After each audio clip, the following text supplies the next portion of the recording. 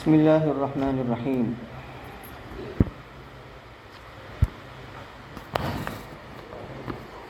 الحمد لله نحمده ونستعينه ونستغفره ونعوذ بالله من شرور أنفسنا ومن سيئات أعمالنا. من يهده الله فلا مضل له ومن يضلله فلا هادي له، ونشهد أن لا إله إلا الله وحده لا شريك له، ونشهد أن سيدنا ومولانا محمدا عبده ورسوله صلى الله عليه وعلى آله وأصحابه وبارك وسلم تسليما كثيرا كثيرا. أما بعد فأعوذ بالله من الشيطان الرجيم. بسم الله الرحمن الرحيم. يا أيها النبي حبب المؤمنين على القتال، إن يكن منكم 20 صابرون يغلبوا 200، وإن يكن منكم 100 يغلبوا 1000 من الذين كفروا بأنهم قوم لا يفقهون. الآن خفف الله عنكم وعلم أن فيكم ضعفا، فإن يكن منكم 100 صابرة يغلبوا 200، وإن يكن منكم 1000 يغلبوا 2000 بإذن الله، والله مع الصابرين. ما كان لنبي أن يكون له أسرى حتى يثخن في الأرض، تريدون عرض الدنيا والله يريد الآخرة، والله عزيز حكيم. لولا كتاب من الله سبق لمسكم فيما أخذتم عذاب عظيم، فكلوا مما غنمتم حلالا طيبا واتقوا الله إن الله غفور رحيم. آمنت بالله صدق الله مولانا العظيم، وصدق رسوله النبي الكريم، ونحن على ذلك لمن الشاهدين والشاكرين، والحمد لله رب العالمين. قابل احترام بزرگوں اور عزیز دوستوں اور اسی وقت سے سننے والی میری معزز ماں بہنوں، سورۃ الانفال کی آیت نمبر 65 سے لے کر کے 69 تک پڑھی گئی ہے. پہلی آیت میں اللہ تبارک و تعالیٰ فرماتے ہیں، اے نبی صلی اللہ علیہ وسلم، آپ مسلمانوں کو، مؤمنین کو قتال پر ترغیب دیجیے، ابھاریے. اللہ تبارک و تعالیٰ نے آقائے مکی مدنی احمد مجتبیٰ محمد مصطفیٰ صلی اللہ علیہ وسلم کو یہ حکم فرمایا کہ آپ مومنین کو، صحابہ کو قتال کی ترغیب دیجیے. اللہ تبارک و تعالیٰ کے حکم کی بجا آوری میں نبی کریم صلی اللہ علیہ وسلم نے صحابہ کرام رضوان اللہ تعالیٰ علیہم اجمعین کے سامنے قتال اور جہاد کے فضائل بیان کیے، اس کے منافع بیان کیے، اس کے فوائد بیان کیے. اور سب سے بڑا فائدہ کیا ہے؟ اللہ تبارک و تعالیٰ کی رضامندی حاصل ہوتی ہے اور اللہ تبارک و تعالیٰ کا کلمہ بلند ہوتا ہے. یہ سب سے بڑا فائدہ ہے. تو جب نبی کریم صلی اللہ علیہ وسلم نے صحابہ کرام کے سامنے جہاد کے فضائل اور ترغیب کو بیان فرمایا تو صحابہ کرام صبر و استقامت کے ساتھ لڑتے رہے، اپنی جان ہتھیلی پر لڑتے رہے، ہتھیلی پر لے کر لڑتے رہے اور سر پر کفن باندھ کر لڑتے رہے. بہت ہی صبر و استقامت کا مظاہرہ فرمایا اور جنگوں میں بڑھ چڑھ کر حصہ لیا. تو وہ اس حصے میں بیان کیا گیا ہے. اس کے بعد والے حصے میں اللہ تبارک و تعالیٰ فرماتے ہیں، اگر تم میں سے 20 ثابت قدم رہنے والے ہوں تو وہ غالب آ جائیں گے 200 پر، اور اگر تم میں سے 100 ہو تو وہ غالب آ جائیں گے 1000 پر کافرین میں سے، اس وجہ سے کہ کافرین سمجھتے نہیں ہیں. آیت کے اس حصے میں اللہ تبارک و تعالیٰ نے یہ بیان فرمایا کہ ایک مومن کے مقابلے میں 10 کافر ہوں گے تو وہ مومن 10 کافر کا مقابلہ کرے گا. یعنی مومن کے مقابلے میں کافروں کی تعداد 10 ٹائمز مور ہو، یعنی 10 گنا ہو، تو وہاں تک ان کے لیے راہ فرار اختیار کرنا جائز نہیں ہے. اگر 100 مسلمان ہوں گے تو وہ غالب آئیں گے 1000 پر، اگر 20 ہوں گے تو وہ غالب آئیں گے 200 پر، شرط کیا ہے کہ صبر و استقامت کے ساتھ لڑتے رہیں. یہ اللہ تبارک و تعالیٰ کی جانب سے وعدہ ہے اور اصل تو حکم ہے، لیکن جملہ خبریہ کی صورت میں بیان کیا ترغیب دینے کے لیے کہ یہ میری جانب سے وعدہ ہے، تمہارے اندر استقامت ہوگی، صبر ہوگا اور جم کر لڑیں گے تو تم اپنے سے 10 گنا تعداد پر بھی غالب آؤ گے، میری مدد کی وجہ سے، میری نصرت کی وجہ سے. چنانچہ اس آیت کے اندر یہ حکم ہے کہ اگر مسلمانوں کے مقابلے میں کفار 10 گنا ہو، وہاں تک مسلمانوں کے لیے بھاگنا جائز نہیں ہے. 10 گنا سے کم ہو بھاگنا جائز نہیں. ہاں 10 گنا سے اوپر ہو جائے تو بات الگ ہوگی. بِأَنَّهُمْ قَوْمٌ لَا يَفْقَهُونَ، اس وجہ سے کہ یہ کافر ایسی قوم ہے جو سمجھتی نہیں ہے. اس میں کفار کی مغلوبیت کی وجہ کو بیان کیا گیا ہے اور سبب کو بیان کیا گیا ہے. کافروں کے مغلوب ہونے کی وجہ اور سبب کیا ہے؟ تو کہا کہ وہ سمجھتے نہیں. کیا چیز نہیں سمجھتے؟ کہا اللہ رب العزت کو نہیں جانتے، آخرت کو نہیں جانتے، اللہ کا حکم سمجھ کر لڑتے نہیں ہیں اور ثواب کے لیے لڑتے نہیں ہیں، اللہ کی رضامندی ان کے مطمح نظر نہیں ہے، بلکہ وہ لڑتے ہیں کیوں؟ حمیت جاہلیت کی بنیاد پر. یعنی جاہلیت کی انا ہے، جاہلیت کی ضد ہے، اس ضد کی وجہ سے اور شیطان کے اتباع میں وہ مسلمانوں کے مقابلے میں لڑتے ہیں. جبکہ اس کے برعکس مسلمان جو ہیں وہ کیوں لڑتے ہیں؟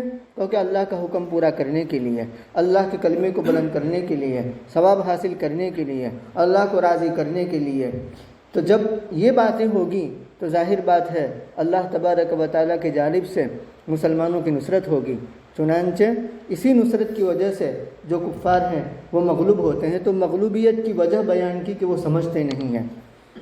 اس کے بعد کی آیت میں الآن خفف اللہ عنکم وعلم ان فیکم ضعفا، بخاری شریف میں ابن عباس رضی اللہ تعالیٰ عنہ سے نقل کیا گیا ہے اس آیت کے شان نزول کے بارے میں کہ جب یہ اوپر والی آیت نازل ہوئی جس میں مسلمانوں کے مقابلے میں 10 گنا ہو تو مسلمانوں کو راہ فرار اختیار کرنا جائز نہیں ہے، تو مسلمانوں پر یہ شاق گزرا، بھاری گزرا، دشوار معلوم ہوا کہ بھئی ایک 10 کا مقابلہ کرے، ایک کے سامنے 10 ہو وہاں تک اس کے لیے بھاگنا جائز نہیں ہے. تو یہ تو بڑا مشکل امر ہے، مشکل کام ہے.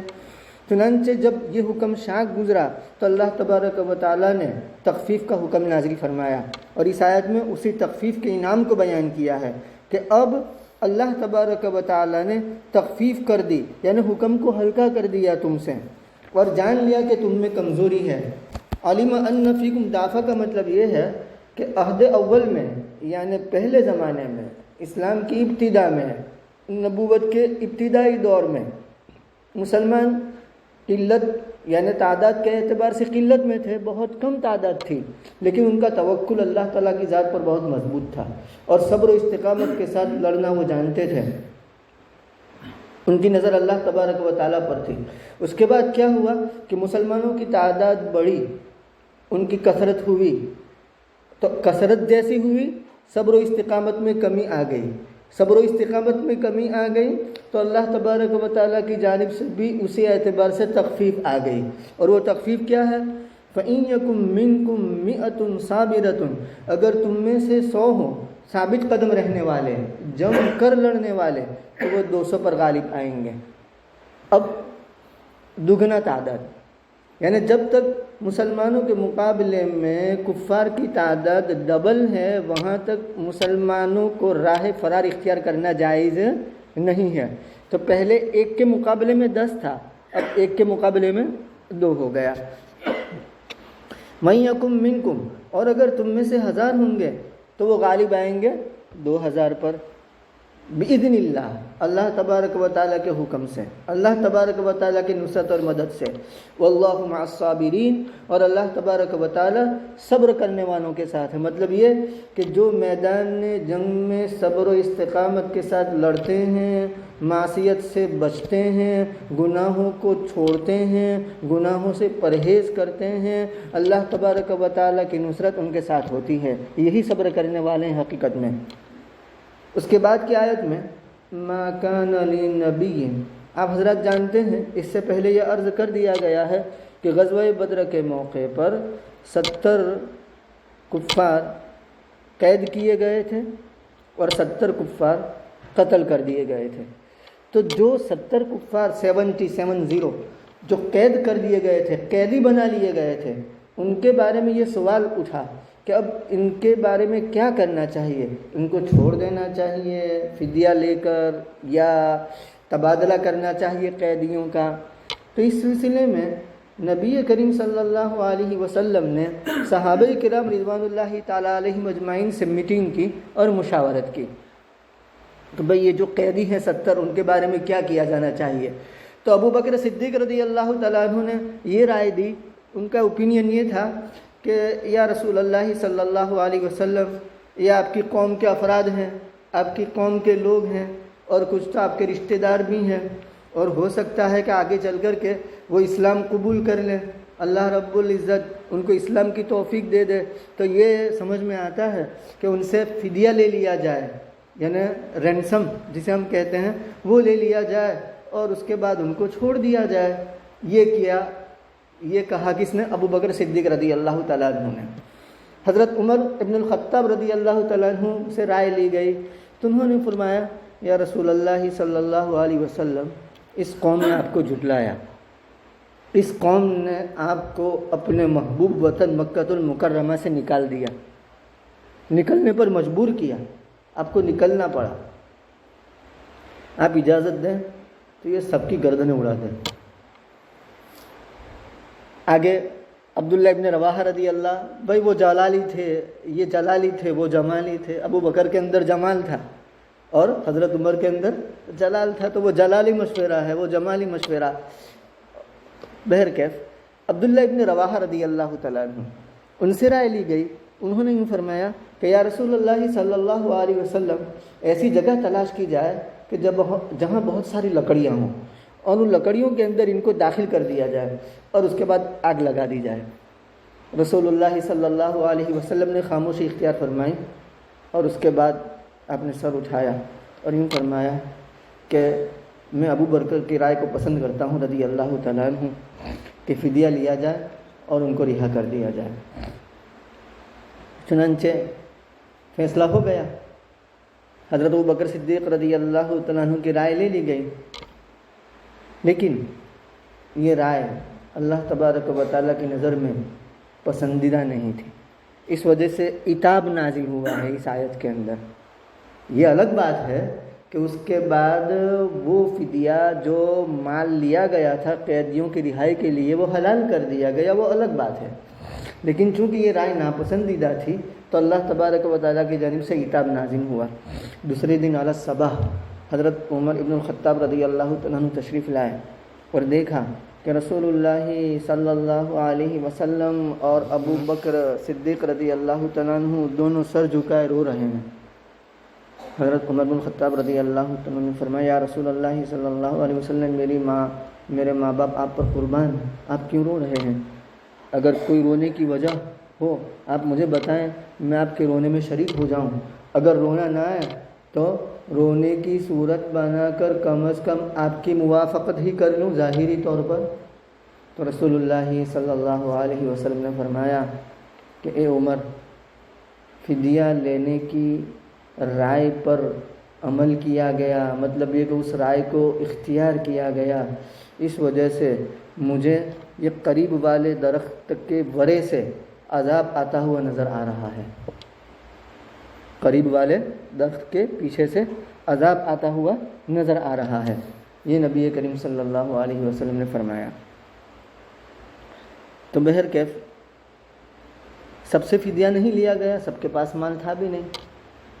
قیدیوں میں حضرت عباس رضی اللہ تعالیٰ عنہ تھے، جو آپ کے چچا، نوفل ابن حارث تھے جو چچا زاد بھائی، عقیل ابن ابی طالب تھے جو چچا زاد بھائی، اور عتبہ ابن عمرو تھے جو حضرت عباس رضی اللہ تعالیٰ عنہ کے حلیف تھے۔ رسول اللہ صلی اللہ علیہ وسلم نے فرمایا حضرت عباس سے کہ بھائی آپ کو فدیہ دینا ہوگا، حارث ابن نوفل کا بھی فدیہ آپ دیں گے، نوفل ابن حارث کا بھی فدیہ آپ دیں گے، عقیل ابن ابی طالب کا بھی، اور آپ کے حلیف عتبہ ابن عمرو کا فدیہ۔ تو حضرت عباس نے فرمایا کہ میں تو مسلمان تھا، زبردستی مجھے تو جنگ میں شریک کیا گیا ہے۔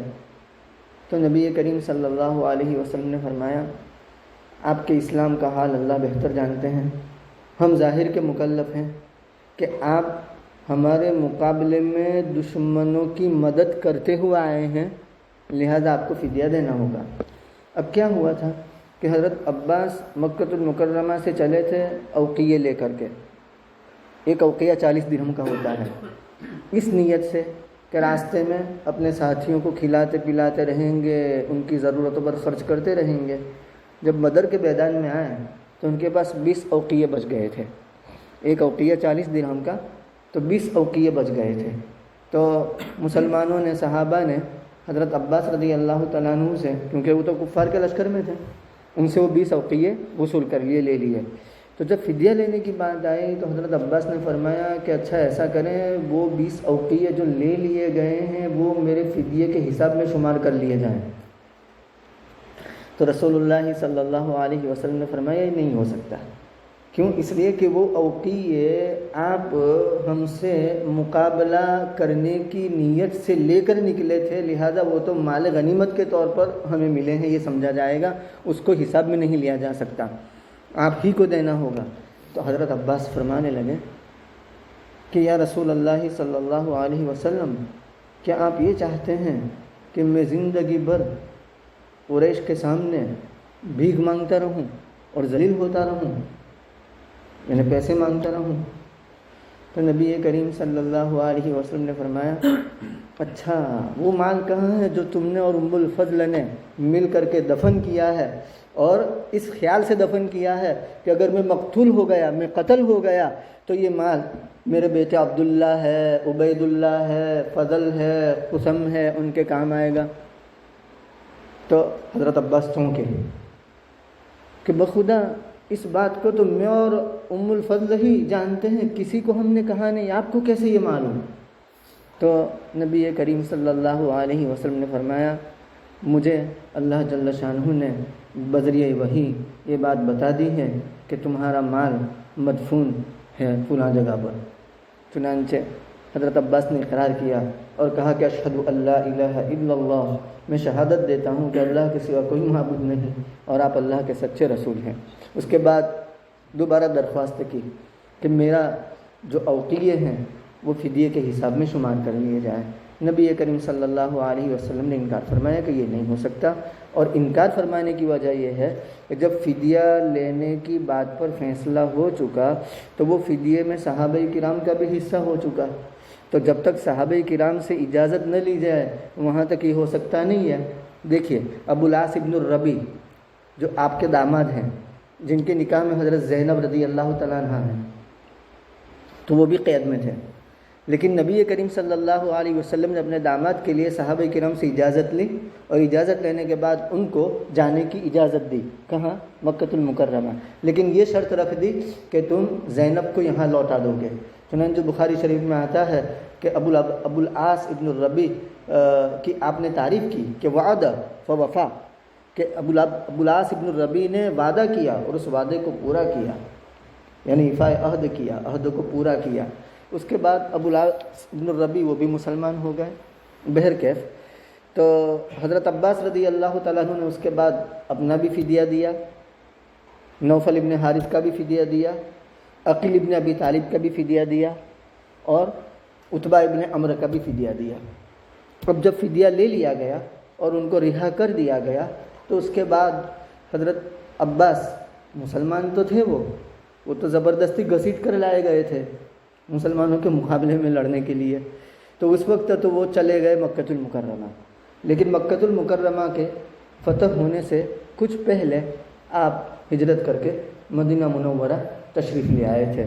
تو اس طریقے سے فدیہ لے کر کے ان کی رہائی ہوئی۔ اس کا ذکر ہے ما کان لنبی، تو وہ رائے کی ناپسندیدگی کا اظہار اس آیت میں کیا گیا ہے، عتاب نازل ہوا کہ نبی کے شایان شان نہیں یہ کہ اس کے لیے قیدی ہوں، یہاں تک کہ وہ خوب خون ریزی کر دے زمین میں، مطلب ان قیدیوں کا صفایا کر دینا چاہیے۔ کیوں؟ اس لیے کہ جب قیدیوں کا صفایا ہوگا تو کفر کا سر ٹوٹے گا، کفر کا رعب ختم ہوگا، اور کفر سرنگو ہوگا اور مسلمانوں کو رعب ان پر پڑ جائے گا، آئندہ چل کر کے وہ مسلمانوں سے مقابلے کی ہمت نہ کریں گے۔ تو کہا کہ یہاں تک کہ خون ریزی ہو جائے زمین میں۔